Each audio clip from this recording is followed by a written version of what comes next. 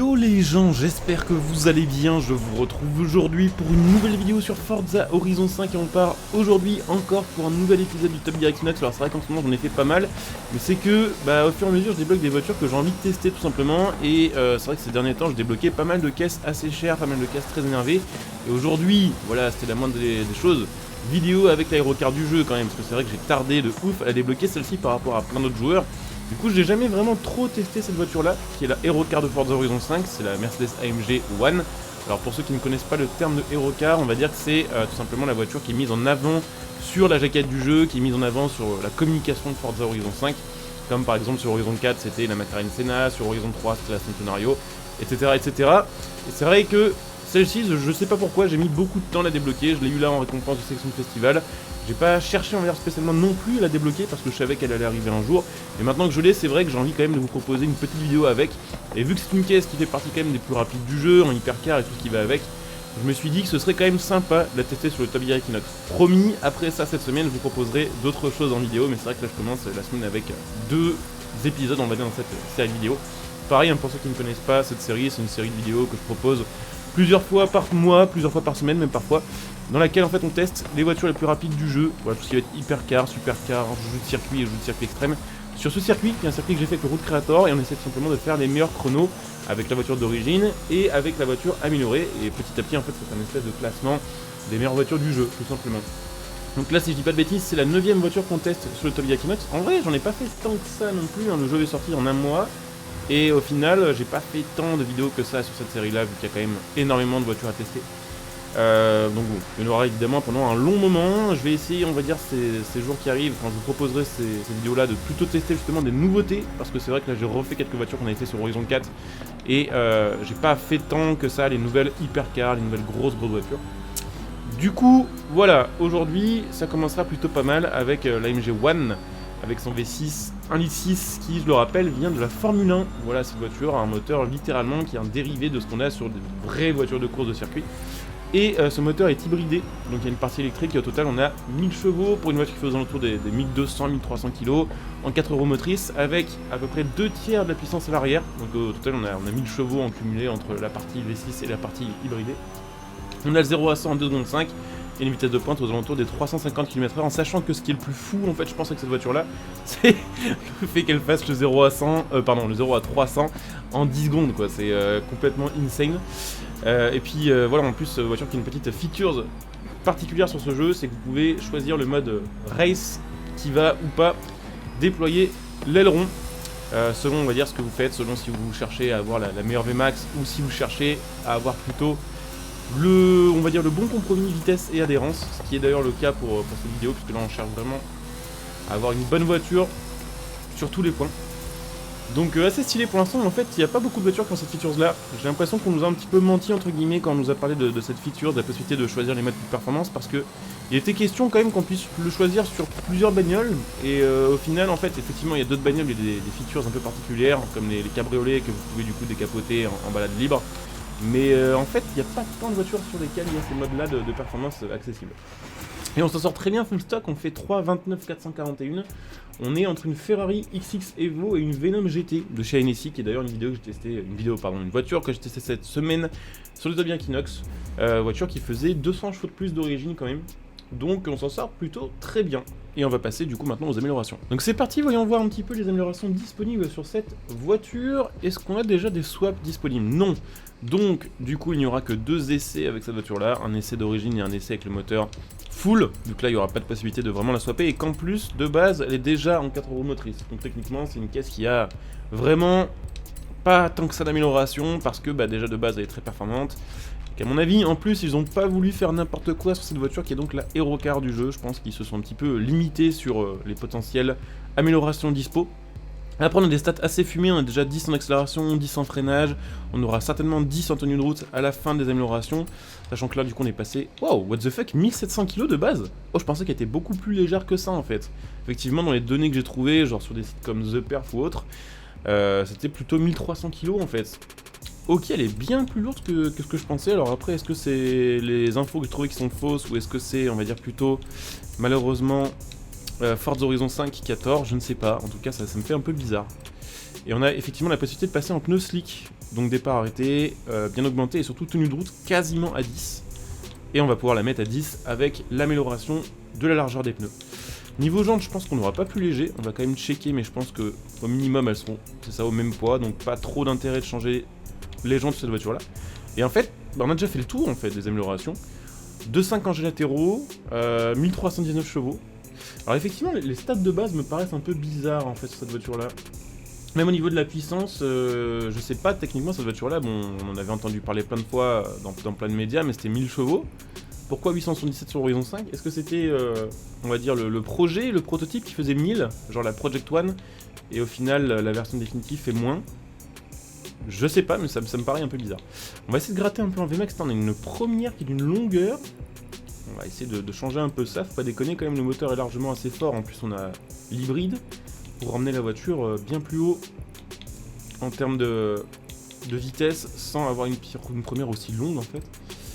On va essayer de rééquilibrer un peu ça. Ce sera peut-être un peu mieux, c'est toujours pas terrible d'ailleurs. Tac. Hop. On va essayer de pipoter ça. Vous savez quoi, je pense que je vais faire un petit cut et on se retrouvera directement pour l'essai, ce sera plus simple. Donc c'est reparti ce coup-ci avec notre Mercedes AMG One améliorée. Donc qui va jouer dans deux catégories en même temps, entre guillemets, parce que là elle est full et en plus elle est déjà WD et il n'y a pas de swap dispo. Donc en espérant gagner quand même pas mal de temps sur le modèle d'origine, si on pouvait gagner ne serait-ce que 7 ou 8 secondes, ce serait vraiment pas mal. Cette section-là, elle est toujours très difficile en hypercar, avec les voitures aussi rigides et aussi basses. Le virage sur la gauche avec le trottoir à l'intérieur, le trottoir à l'extérieur et le dévers au milieu, c'est extrêmement galère.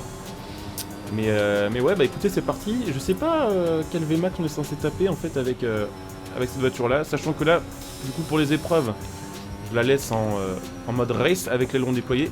Et on se fera peut-être un petit test de vitesse max en fin de vidéo. Et dans ces cas-là, du coup, on aura plutôt intérêt à virer l'aileron. Mais bon, déjà, elle a beaucoup plus de patates que tout à l'heure, ça fait quand même une belle petite différence, même si je trouve qu'elle accélère pas tant que ça sur ce jeu. Je trouve qu'en fait, c'est la première Aerocar qu'on a sur un Forza Horizon qui est pas si performante. C'est-à-dire que sur Horizon 4, la McLaren Senna était quand même une très très bonne voiture. À la sortie du jeu, elle était quand même dans le top 5 des meilleures voitures de Forza Horizon 4. Bon, après, effectivement, c'est pas resté longtemps le cas parce qu'il y a des monstres qui sont arrivés sur le jeu en mise à jour. Mais de base, elle était vraiment dans les meilleures du jeu. La Centenario de Forza Horizon 3 était littéralement la meilleure voiture du jeu, ou peut-être une des 2 ou 3 meilleures voitures. Elle était vraiment surutilisée sur le Goliath à l'époque, c'était vraiment une voiture monstrueuse. Et puis ouais, sur Horizon 5, la MG One, elle est rapide, c'est une voiture assez mythique, je pense qu'ils ont bien choisi au final l'aérocar. Même si, bon, c'est pas peut-être la voiture la plus excitante de 2021. Ils ont quand même bien choisi, voilà, le compromis entre une voiture exclusive, une voiture d'une marque qui fait, on va dire, vendre de ouf. Et puis une caisse qui a quand même les performances, c'est clair. Mais ça fait bizarre, du coup, elle est pas si rapide que ça, en fait. Donc voilà, on va voir un petit peu de quoi elle est capable. Mais bon, je pense qu'on peut gagner 4, 5, 6, 7 secondes peut-être. Mais on n'a pas non plus une giga différence par rapport à la voiture full stock. C'est la même chose, on va dire, en un peu plus rapide, un peu plus efficace. Après, évidemment, on ira se tester la VMAX. Avec et sans aileron pour voir. Enfin, on verra. On verra selon la config, selon le temps qu'elle fait aussi dans cette vidéo. Par contre, on a le son qui est plutôt bien fait. Je sais pas si, bon, à mon avis, certains d'entre vous ont déjà regardé des vidéos de cette voiture en vrai. Et le son est bien foutu.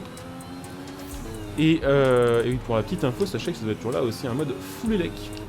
Parce qu'en fait, il y a une grande partie de la puissance qui vient quand même de l'électrique. Et on a une batterie qui nous permet de faire 25 km en électrique, full électrique. Perso, je m'en fous un peu, mais si ce genre d'hybride permettait de sauver, on va dire, un peu ce genre de caisse, genre avoir un mode full élec pour le trajet du quotidien, et avoir un mode thermique pour, voilà, pour les journées pistes ou pour les longs trajets, c'est un truc peut-être à encourager. Et effectivement, vous pouvez faire 25 bornes en full élec sur celle-ci. C'est-à-dire que vous pouvez vous faire un daily, voilà, si vous habitez à 15 bornes du boulot, vous avez, je sais pas, une recharge sur le parking de l'entreprise, hop, prenez la petite AMG One, full électrique jusqu'au boulot. Ça serait stylé, mais bon. À mon avis, quand vous avez une AMG One, vous n'allez plus au boulot. Hop. On en est pas trop mal, hein, on va dire niveau chrono 3.09. Qu'est-ce que ça donne 3.09? Alors, 3.09 est combien? Alors, dans le classement des full, on est en 3ème position, devant la Bugatti Divo. Et dans le classement des full plus AWD, On est devant aussi la Divo, mais on est derrière la 0 Uno. Le 0 Uno est plus rapide que ça. Ah non, je dis une bêtise. Non, je dis une bêtise. On est juste devant la 0 Uno à 7 millions de secondes près. Et derrière une Yesco, par contre. La Yesco est quand même plus rapide. La Yesco fait 300 chevaux de plus. Donc ouais, voiture qui est au final assez performante. En fait, on a l'impression qu'elle accélère pas trop, parce que le moteur est assez linéaire, mais en fait, c'est une fusée. Donc c'est parti, on va faire un petit test de VMAX avec la MG1. D'ailleurs, je vais en profiter pour vous montrer donc l'aileron. Hop, on va appuyer sur la petite anime, ça devrait se ranger. Alors des fois c'est un peu long, vous avez l'impression que ça bug. C'est-à-dire que le jeu est à moitié freeze, mais en fait c'est juste que l'animation elle met un petit peu de temps à se lancer. Et hop, normalement on est passé en mode VMAX en fait. Donc c'est parti. On va essayer de simplement taper la plus grosse pointe possible. En sachant que j'espère, voilà, sans aileron, un petit 400 au moins. Vu la puissance qu'elle a et vu qu'elle est plate comme une crêpe, qu'elle est full aérodynamique. Oula. T'as la vache, on s'est envolé. Ouais, effectivement, ok. Sans l'aileron, avec l'aileron, on va dire rangé, c'est une fusée en fait. Par contre, on va remettre donc l'aileron. On a tapé 436, peut-être que l'on aurait tapé 440 avec les descentes là-bas. On va réessayer la même chose, mais ce coup-ci avec l'aileron déployé pour voir un petit peu la différence de vitesse. Je crois qu'il y a quand même 30 ou 40 km/h de différence entre la version avec l'aileron et sans aileron. Par contre, on a aussi un bien meilleur grip. C'est reparti. Et normalement, ouais, je pense que là la vitesse max c'est 395. Et du coup, ça veut dire que la page réglage elle est un peu chelou parce que ça veut dire qu'on a la Vmax uniquement quand on a l'aileron de déployer qui est calculé. Est-ce que si je range l'aileron et que j'ouvre la page réglage, les stats changent? Ça, c'est une bonne question. C'est vrai que c'est quand même dommage qu'on n'ait pas ce mode-là disponible sur plus de voitures. Il y a tellement de caisses maintenant modernes qui ont différents modes de conduite, même sans, on va dire, nous mettre sur le jeu tout ce qui va être mode éco, mode tout ce que vous voulez, mode électrique, nous mettre au moins le mode sport plus, bon. Pour le RP, ça pourrait être sympathique. On va re-ranger les ronds, on va se faire un dernier test de VMAX parce qu'on va être à la descente et normalement il y a moyen de choper encore plus en vitesse. C'est parti, on va se faire un petit launch control.